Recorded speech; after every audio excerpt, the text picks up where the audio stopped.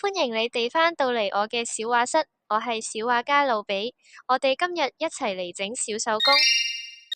適逢馬年，我哋今日會用黏土整一隻可愛嘅馬仔。你哋準備好未啊？我哋嚟開始啦。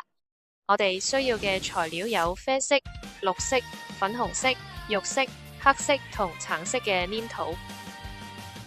如果有活動，眼球就可以用嚟做裝飾嘅。最後，我哋需要呢3把黏土工具刀，同埋一支白膠漿。咁我哋首先嚟整馬身體嘅部分先，先將部分啡色黏土搓一個圓形，做馬頭嘅部分。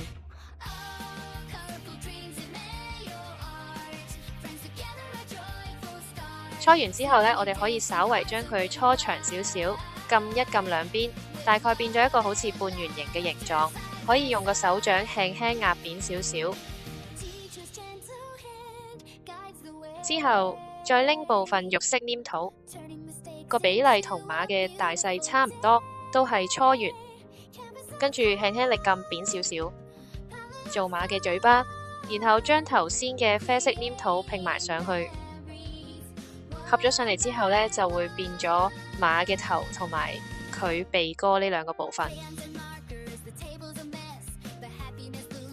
跟住我哋就由頭先剩低嘅啡色拎2個好細嘅啡色，將佢分一半，各自搓2個圓形。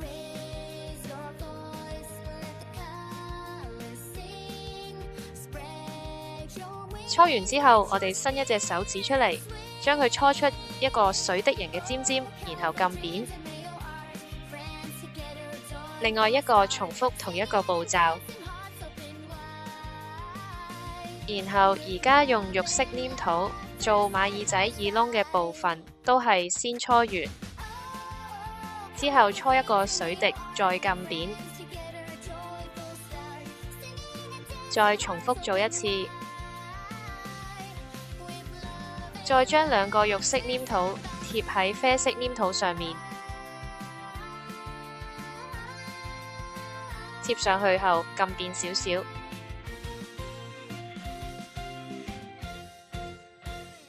完成後，將2隻耳仔按壓貼喺頭先嘅馬頭上面，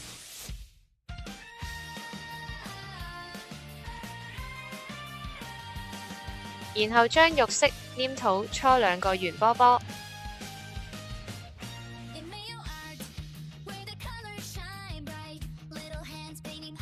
貼喺馬面嘅肉色部分上面。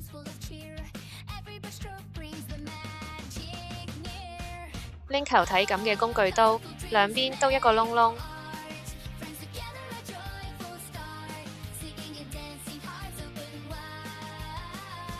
如果想馬仔更可愛，可以搓2個粉紅色圓形做腮紅，貼喺面嘅左右兩邊。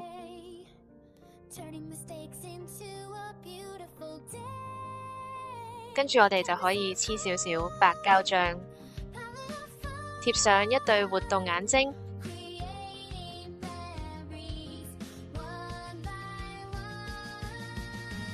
可能要按壓撳實少少。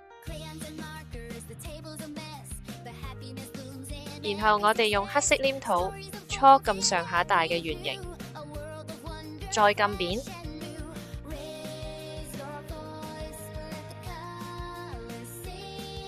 用黏土刀喺側邊界3下。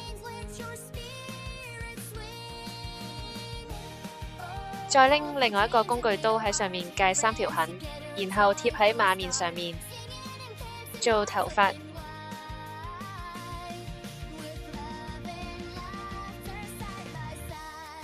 咁就完成咗馬仔嘅頭啦。我哋可以放埋喺一邊先。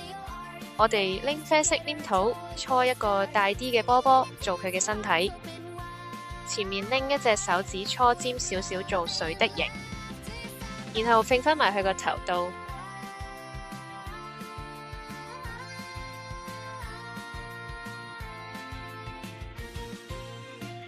然後用啡色黏土搓2個圓形，再搓長佢做對腳。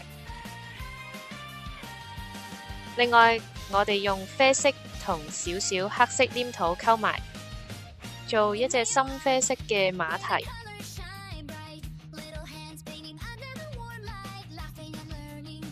將佢分做兩個細嘅圓形，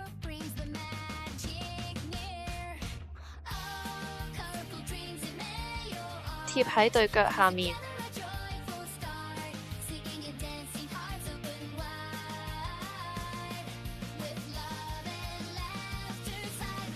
然後再將對腳貼喺身體度。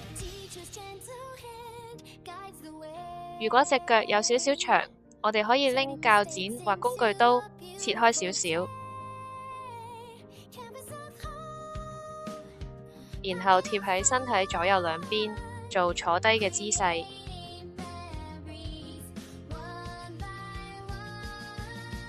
而家可以開始做吉，我哋用橙色黏土搓一個大圓形，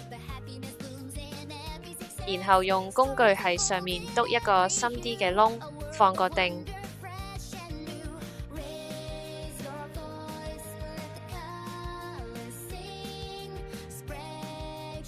之後搓一條啡色嘅釘，再放入去個窿，跟住就可以將個吉貼喺對腳上面，然後喺個吉上面隨意篤啲窿。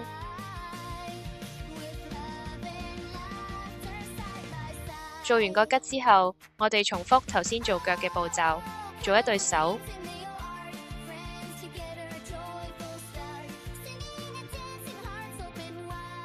將對手貼喺身體兩邊，攬住個吉就 OK 啦。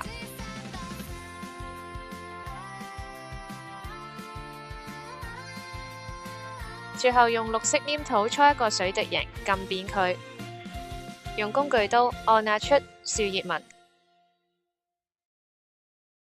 就可以將佢貼返喺吉仔嘅上面啦。咁就完成咗隻可愛嘅黏土馬仔啦。背景部分呢，大家可以自由發揮。路比係農曆新年嗰陣整嘅，所以就用黏土整咗大吉大利出嚟。終於完成啦，大家都做得好好啊！想繼續跟住我哋一齊整手工，記住 like、訂閱、分享我哋個頻道啦！下次再見啦，拜拜！